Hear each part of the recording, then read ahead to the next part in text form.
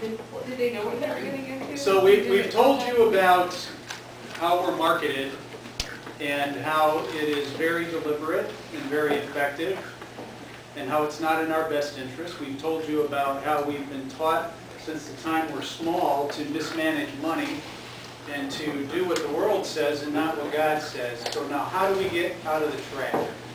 How do we avoid the snare?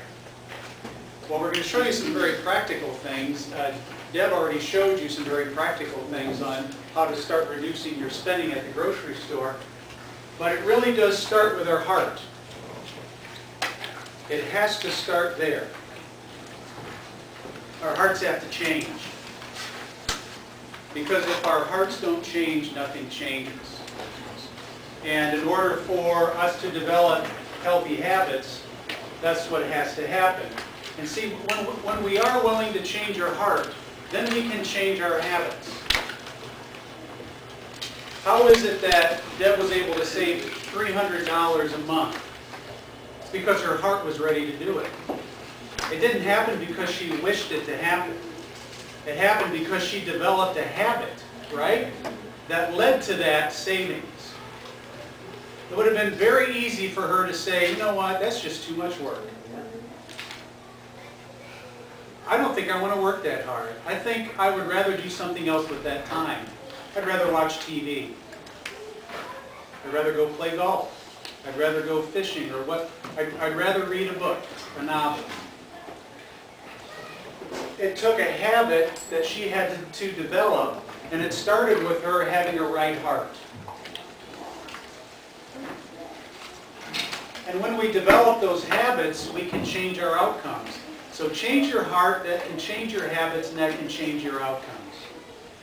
Don't you think God is going to bless Kevin and Deb because of what they're doing? Don't you believe He's going to honor that in some way? What might that lead to? What other breakthrough can that lead in their life? Because if He can trust them in something like that, what more is He going to trust them with?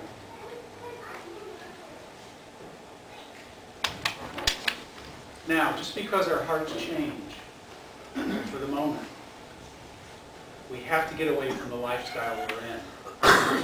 Do you remember in the spring when it rains and you get in your bike, and I had 4 brothers, and we used to love riding through the mud because you could make these really cool tracks in the mud with your bike tire, and then what happens when the sun comes out, they dry and they get hard, don't they?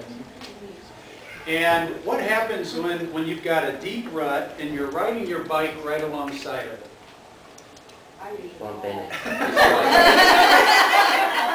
Exactly. Exactly. If you ride your bike close to that rut, pretty soon you slip back into it, don't you? And then you either fall off your bike or it's hard to get it back out. And see, that's what happens with a lifestyle we create. It becomes a rut. And if we don't get as far away from it as we possibly can, where do we wind up? Back in the same place. What does any ministry that deals with addictions do? It removes people as far as possible from that lifestyle. Get your bike as far away as you can from that rut, or you're going to wind up right back in it. And that's what developing habits does. When you develop healthy habits, you develop healthy outcomes. We showed you this theme in the beginning, and you're going to see it throughout here. It starts with our heart, and then it's discipline, developing habits, so that we can have the right outcomes. And again, none of this works if we don't start with the right heart. You won't develop the habits, and you won't have the outcome if your heart's not in the right place. You know, when the Israelites, Moses led them out of Egypt, and it took 40 years, as we know, for them to reach the Promised Land. And in that 40-year period, well, first of all, they were in bondage because they let themselves into that situation. They let themselves be enslaved. But then it took them 40 years to reach the Promised Land. And what happened in that 40 years? Time after time, they kept messing up, didn't they? The whole time, God's waiting on them to get it right, and they keep messing up, and He keeps saying, okay, until you get this right, we're not going to get there. And so he sends Moses up on the mountain. He gives him the 10 Commandments. And what do they do while Moses is up there? They built idols, didn't they? The golden calf. Now, Spent their refund money. On the TV, right?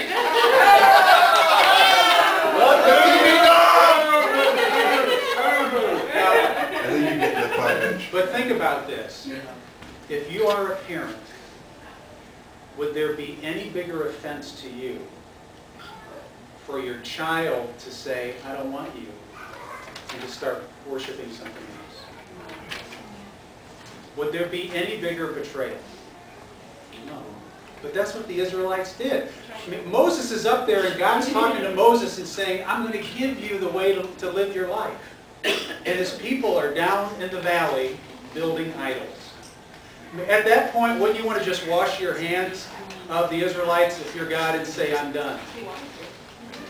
Right. But what does he do? Just before they get to the promised land, after all this has happened, what does God do? He gives them another chance, doesn't he? Here's what he says in Deuteronomy. This is just prior to them entering the promised land. They can see it from where they are. And he tells his people, if you faithfully obey the commands I am giving you today, to love the Lord your God and to serve him with all your heart and with all your soul, I will send rain on your land in its season, both autumn and spring rain, so that you may gather in your grain, new wine and oil. I will provide grass in the fields for your cattle, and you will eat and be satisfied. He's given them yet another chance and another promise. But what's required of them? He wants their heart, doesn't he?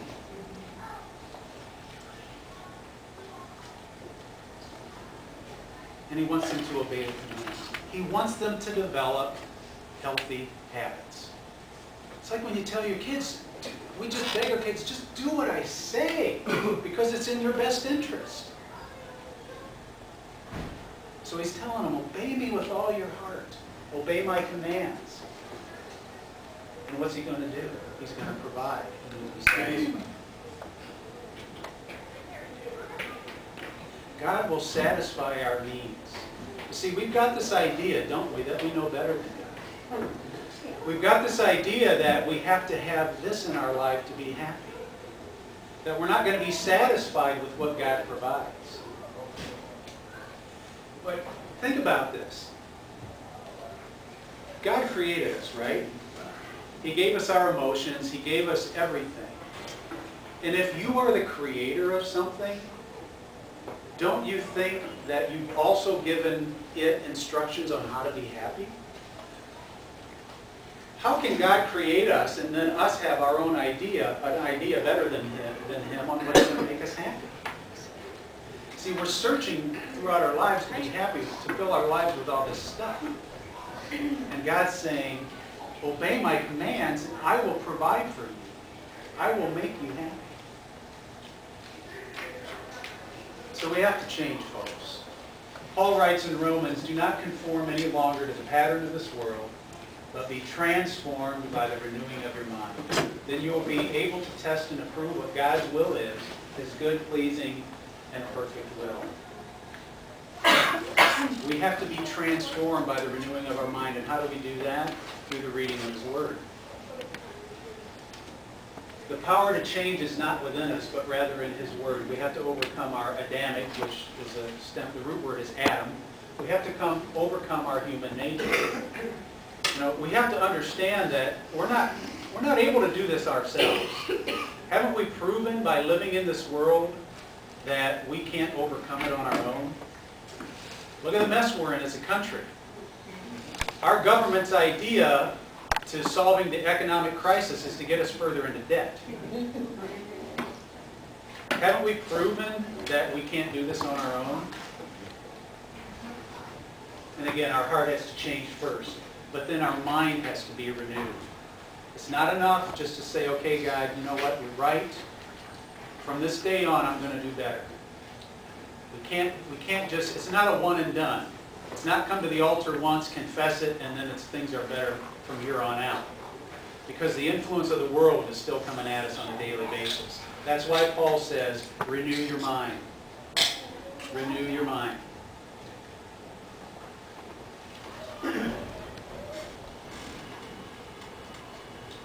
So what did you learn? What have we learned with what Deb showed us and what we showed you about changing your heart and about developing healthy habits? What have you learned? Just think before you spend, Think before you spend. and to ask God to guide you so that you won't make foolish mistakes. Absolutely. Excellent. Excellent response. Anyone else? Discipline yourself to be equated, change your habits with discipline. At least that's what I think. Excellent point. She said it's discipline. Habits develop out of a discipline, out of a healthy discipline.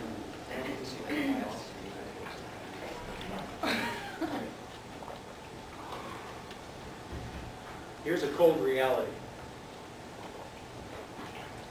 Most people are not in financial trouble because of an earning problem, but because of a spending problem.